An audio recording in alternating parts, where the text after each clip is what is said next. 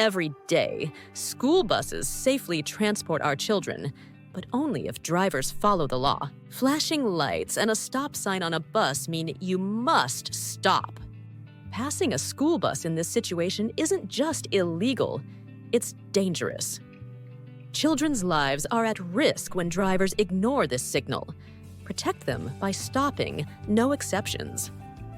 Failure to stop has serious consequences. Do your part for safety and your community. Flashing red lights on a school bus mean you must stop immediately. It's the law. It's about safety. It's about lives.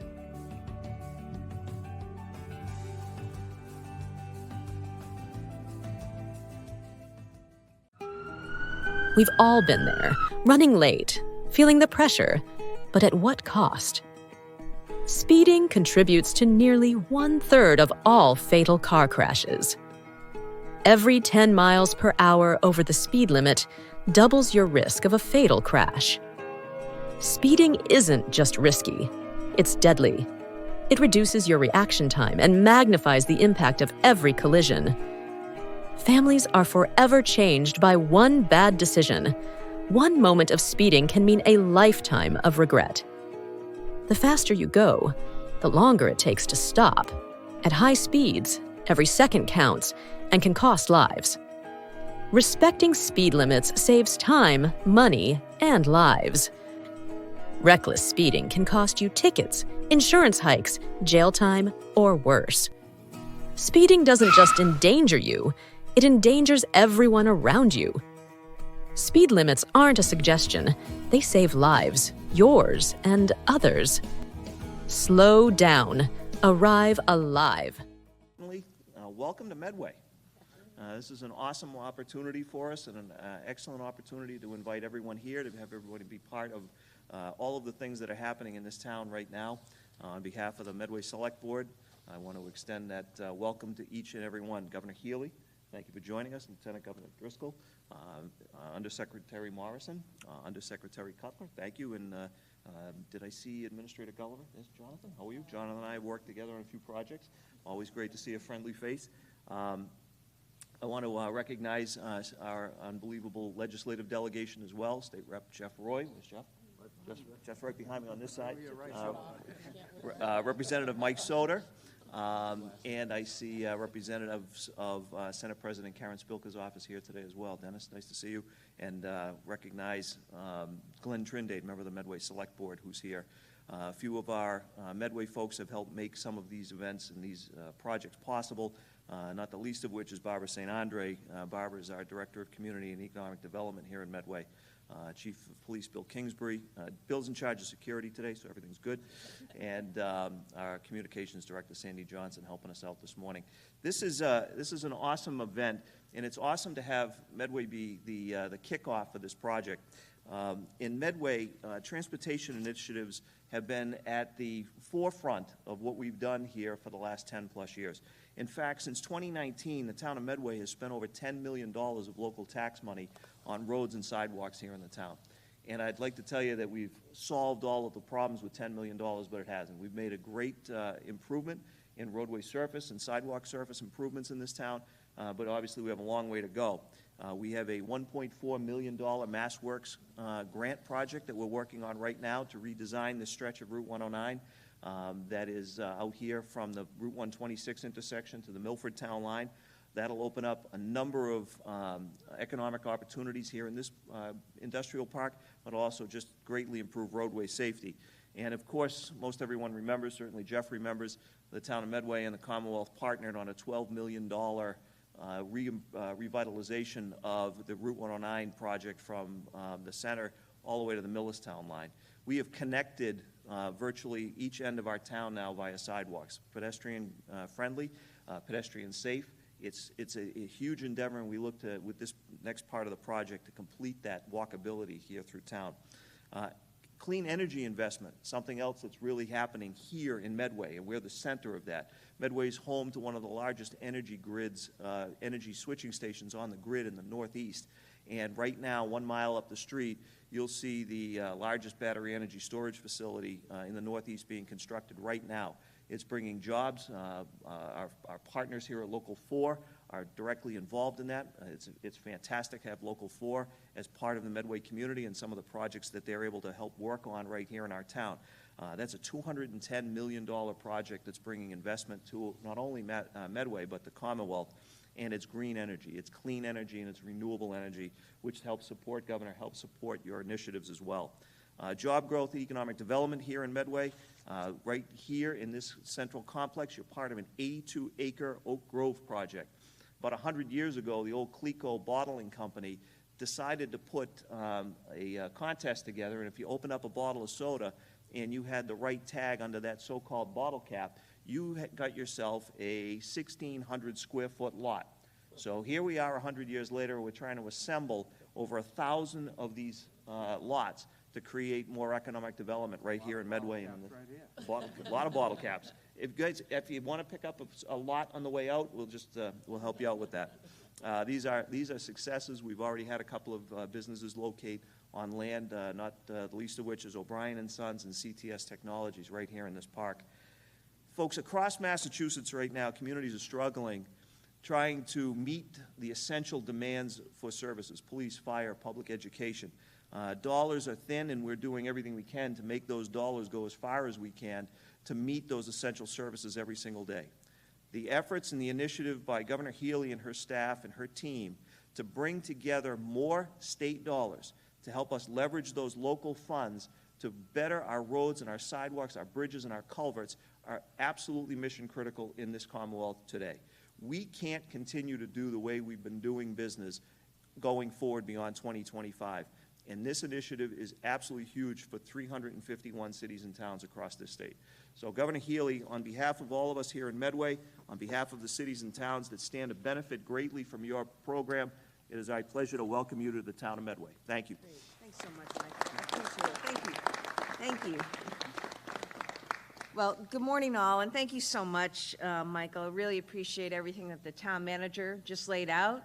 You're talking about work that they're already doing around economic development and growth. There's new housing here in Medway. There's this wonderful battery storage facility that's going in that's, so important, and lots of good stuff.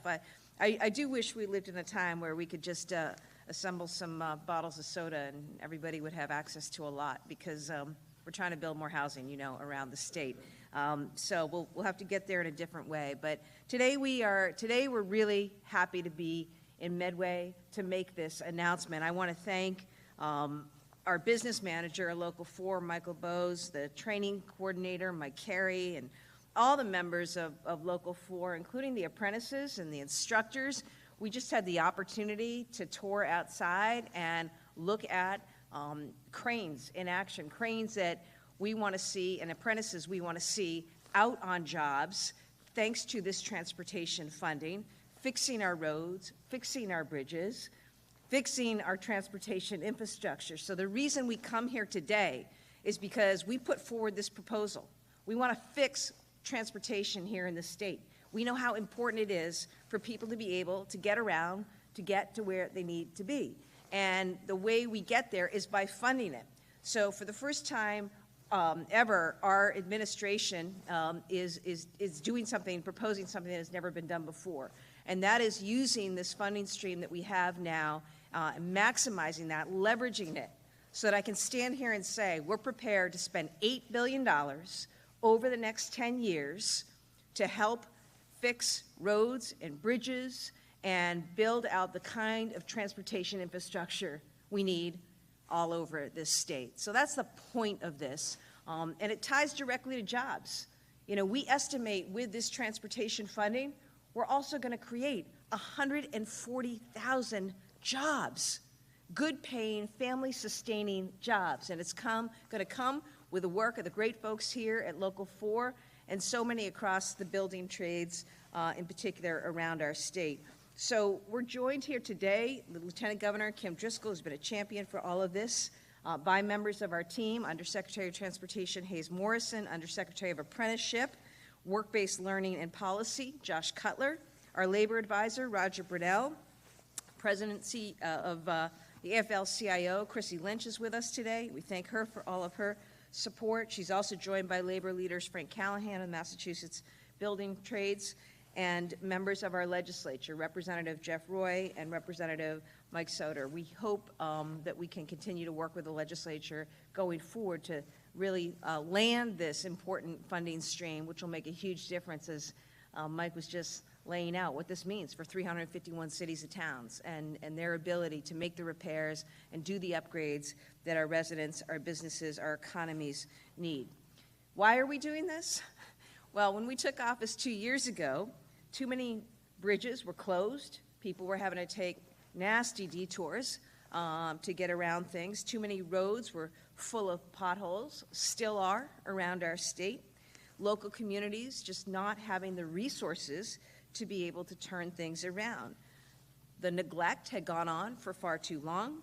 It's been frustrating for residents, and it undermines our ability to grow our economy here. So we've said in the past, we're not about kicking the can down the road. This is really, really important to people in Massachusetts. We recognize that, and that's why we're set on delivering results through this proposal. Now, over the last 2 years, we have been chasing any means possible to invest in transportation in our state. That includes going after and securing historic levels of federal funding. $9 billion our administration brought back to the state, and that's for projects like the Cape Cod Bridges, West East Rail, the Alston I-90 project, and so much more. We also increased funding for local roads and bridges, including a special new program for our smaller towns and rural places. I grew up in a small town. It's really hard to make the math work on some of this, and so we wanted in particular to provide a special way to help our small towns and rural places. We've now got commuter rail ridership up to pre-pandemic levels. It's one of the strongest riderships in the entire country. We repaired tracks on the T and got rid of slow zones for the first time in 20 years. And we're going to build on this progress, and that's what today is all about. We know we need to do more to make up for underinvestment in the past, to make up for neglect in the past. I want to see a modern, world-class transportation infrastructure across Massachusetts in every corner of our state. The plan that we are proposing, $8 billion over the next 10 years. Importantly, it's not going to require any new taxes, okay? We're going to use the existing funds that we have and leverage that with smart fiscal management and, importantly, lots of input from communities. This is what we want to do. We want to upgrade our roads and bridges, large and small, state and local bridges. This will have the effect of a few things. One, improving safety, which is most important, and two, relieving a lot of the congestion that people are dealing with now. We also want to increase our flood protection. We know how serious and how frequent floods have become here and around the country, and that's why we want money there to repair and restore culverts to sustain potential flooding. We also want to modernize the T and regional transit authorities. Again, this is about putting our entire state's transportation system on solid foundations. We have the plan. We know what we want to do. I look forward to working with our great colleagues in the legislature as we move forward to make this a reality. I also just want to underscore and gratitude to Local 4 and all the folks here and for the work that they do day in and day out. They also represent a whole host of workers out there in the trades who are working hard across the state. And again, this plan that we put forward, we're not going to get there unless we have the skilled workforce to do it. So that's why Local 4's training facility here in Medway is so important to getting this done, because we estimate we're going to need 140,000 workers out there to deliver. Crane operators, excavators, other heavy equipment operators. We're going to need everybody out there to do this. We're also going to need mechanics and surveyors and technicians, as well as iron workers and steel workers and carpenters and electricians and laborers. Frank, Chrissy, did I miss anybody? We need everybody to get this done. But this is really important. Massachusetts deserves to have a world-class transportation infrastructure. That's what we're going to build working together. And again, I want to thank everybody for their being here today and for the support. And I'd now like to invite our Undersecretary of Transportation, Hayes Morrison, up to say a few words.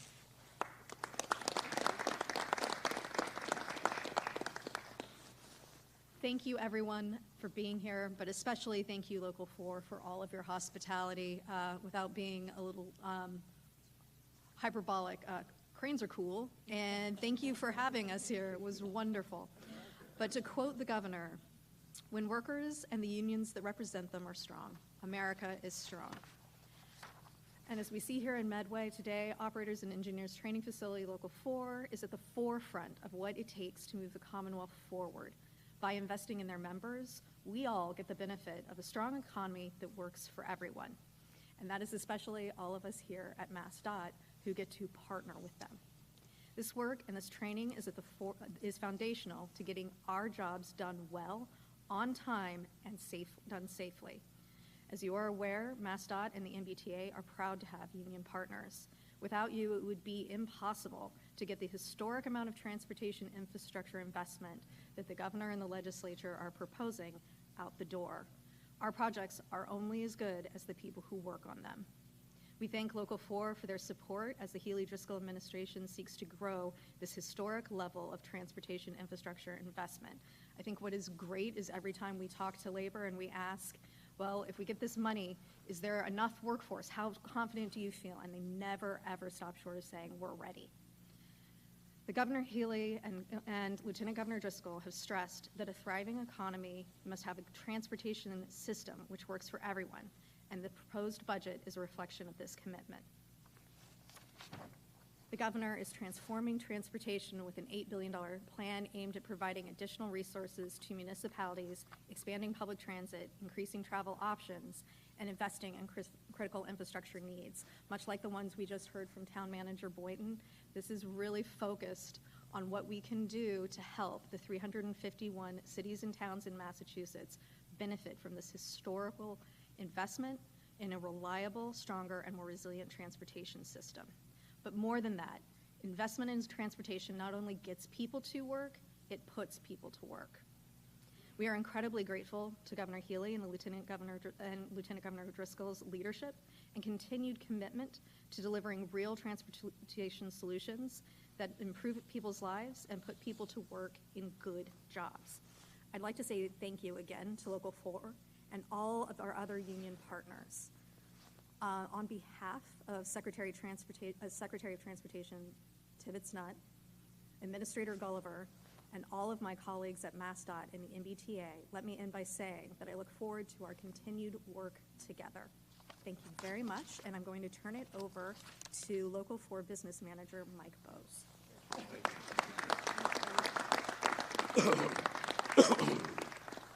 Good morning. Great to see everyone here today. I'm Mike Bose, Business Manager of Local 4, and I'd like to welcome Governor Healey and other elected officials and dignitaries to our training center in Medway. We are proud to welcome you to Medway Training Facility, where we equip our members with the skills they need to excel in their trade. Our union is dedicated to support a strong workforce, and we believe that investing in training is essential for both our members and the community we serve. Local 4 invests over $5 million annually to support the training for our members and apprentices. Local 4 has 2 training locations, one in Canton that specializes in dirt equipment, and our second here in Medway, which focuses on crane operation. It is this access to training that makes our operators world-class. We look forward to the $8 billion infrastructure package so that our members may get to work and showcase their training. And for Local 4, infrastructure dollars equals jobs, which will give us a strong economy. As many of you know, Local 4 has a history of 125 years of advocating for workers' rights, promoting fair labor practices. With over 5,700 members, we are a powerful voice in the industry of heavy equipment operators. Our commitment to safety, quality, and inclusion in the workforce has never been stronger. Governor Healey, for your support for unions and organized labor has made a significant impact on our ability to fight for better wages, benefits, and working conditions for all our operators, shop workers, technicians. Being here today reaffirms your dedication to stand with us as we continue this important work, and for that we thank you and your administration. And now I'd like to turn it over to Frank Callahan, head of the Mass Mosaique Building Trades. Thank you. Thanks, Mike. Thanks, Governor Healey, Lieutenant-Governor Driscoll, and all of you for being here today. Mike touched on it, and the governor touched on it. It's billions of dollars worth of investment to rebuild our badly needed investment in infrastructure. But I look at it a little bit differently. In addition to building things, we build the workforce that builds it. Mike touched on it with our apprenticeship programs. We work with our contractor partners to fund apprenticeship. And what does that mean? That means opportunities. We give those young people an opportunity. In the case of Local 4, it's a 4-year apprenticeship program, and they have a career. So when you go down the highway and you see equipment or trucks on the side of the road with Local 4 stickers on them, which I'm sure you've seen all around this facility. You see, I know Vin Coyle's here from the Iron Workers, Local 7 stickers, the laborers, all those union stickers. You can rest assured that the people doing that work are doing it safely, they're doing it right, they're doing it quickly, they're doing it efficiently, and at the end of the day, they're going to go home to their families with a good quality of life, health insurance. After a lifelong career, they can have a retirement with dignity. They're earning good wages and benefits. They're doing it right, but the state is doing right by them to make sure that they have that opportunity, because you don't see that everywhere. You know, unfortunately, we have some bad actors in our industry that aren't paying those workers the proper wages and the proper benefits, and certainly not providing the training like you see at facilities like this. As Mike said, they invest $5 million at this facility and the one in Canton. Statewide, the building trades unions invest over $60 million a year in training the workforce that builds Massachusetts, that's going to build these projects all around the state in the case of transportation, but you see it everywhere in water and sewer, and I could go on, in our school systems alike. But I'm so happy to be here today. We're looking forward to putting that money to work, putting more opportunities out there for young people to get an education, get an apprenticeship, and as I said, get a career and an opportunity at facilities like this all across Massachusetts. Let's get to work. Thank you. And now I'll turn it back over to Governor Healey. Great. Thanks, Frank. Really appreciate it. I was telling Mike, my uncle was Local 4, and I know, remember him coming back home and talking about how proud he was. I know how hard, too, the program is, especially around the cranes. So kudos to all who are out there every day getting after it. That's our intent with this announcement, too, is to show people we really are getting after it when it comes to transportation and fixing the roads and fixing the bridges and fixing the potholes and building out the kind of transportation system that people need, people count on, and that I know is possible in this state. With that, I'm happy to take any questions. I also want to note and thank our governor's counselor, Tamisha Civil, who's here with us today as well. Thank you. Yes. Some of your colleagues around the country have said they are getting indications from Washington. You mentioned the state can't go alone. That this administration might not adhere to some of the contracts that have already been issued vis-a-vis federal funding for roads. What are you hearing, and are you worried about that, especially with the Kate Bridges, who's got a lot of federal money? Well, Ben, look, with the change of administration, we've already seen some things that are concerning, that are very troubling. I mean, the idea of tariffs, which potentially are going to raise the cost of goods and services at a time when people are having trouble affording the existing cost of goods and services.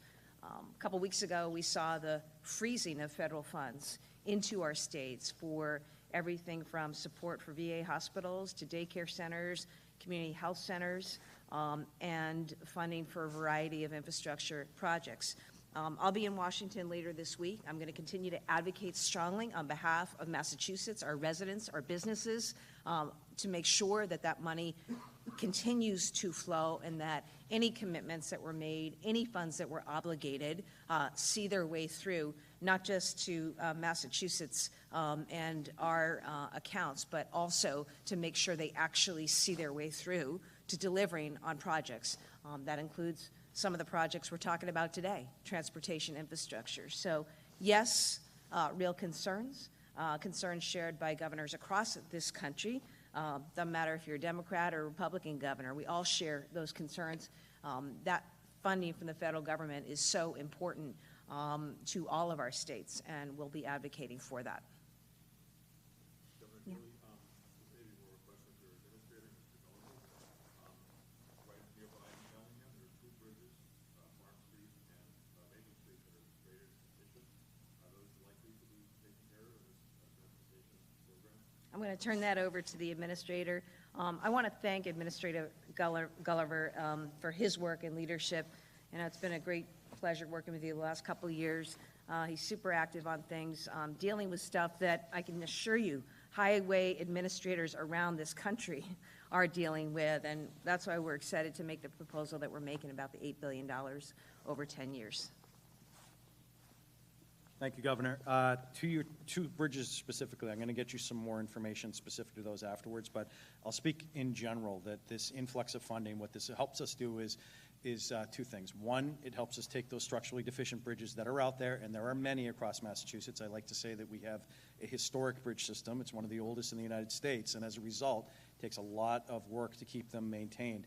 So this money, what it helps us do is keep bridges from becoming structurally deficient and take more bridges off of that list. And so our goal is not to have any structurally deficient bridges, and again, it's a big effort, takes a lot of work, takes funding like this to get there. But I'll get you after this some information specific to those.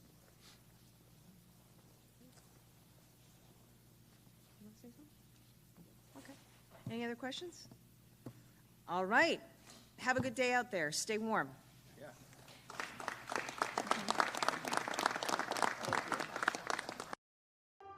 Every day, school buses safely transport our children, but only if drivers follow the law. Flashing lights and a stop sign on a bus mean you must stop. Passing a school bus in this situation isn't just illegal, it's dangerous. Children's lives are at risk when drivers ignore this signal. Protect them by stopping, no exceptions. Failure to stop has serious consequences. Do your part for safety and your community. Flashing red lights on a school bus mean you must stop immediately. It's the law. It's about safety. It's about lives.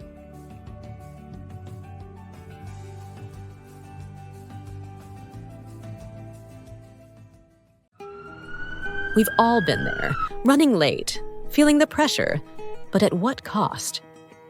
Speeding contributes to nearly 1/3 of all fatal car crashes. Every 10 miles per hour over the speed limit doubles your risk of a fatal crash. Speeding isn't just risky, it's deadly. It reduces your reaction time and magnifies the impact of every collision. Families are forever changed by one bad decision. One moment of speeding can mean a lifetime of regret. The faster you go, the longer it takes to stop. At high speeds, every second counts and can cost lives. Respecting speed limits saves time, money, and lives. Reckless speeding can cost you tickets, insurance hikes, jail time, or worse. Speeding doesn't just endanger you, it endangers everyone around you. Speed limits aren't a suggestion, they save lives, yours and others. Slow down. Arrive alive.